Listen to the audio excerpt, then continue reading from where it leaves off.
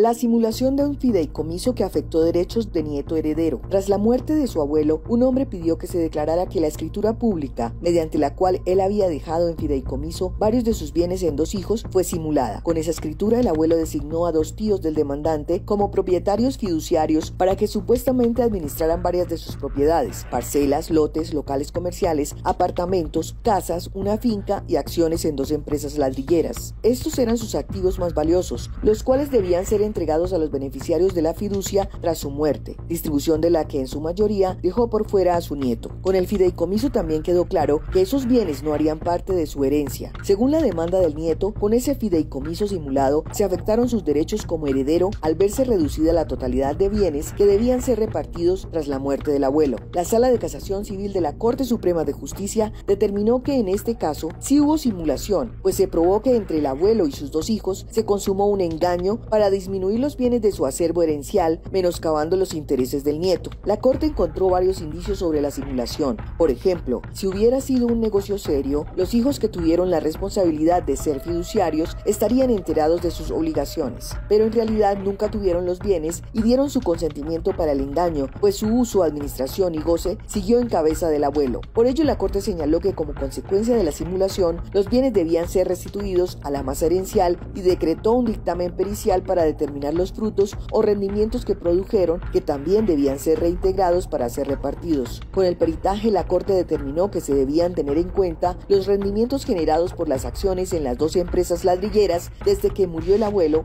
y las rentas que dejaron los inmuebles, descontando las mejoras y los gastos. De todos los bienes, la Sala excluyó el reconocimiento de frutos de uno de ellos, pues se trataba de una vivienda campestre, una finca de recreo que no podía ser explotada económicamente. Con todo ello, la Corte reconoció que los frutos civiles derivados de los bienes involucrados en el fideicomiso ficticio fueron de 3.815 millones de pesos, los cuales deben actualizarse en el trámite de sucesión, donde deben ser distribuidos conforme a la ley.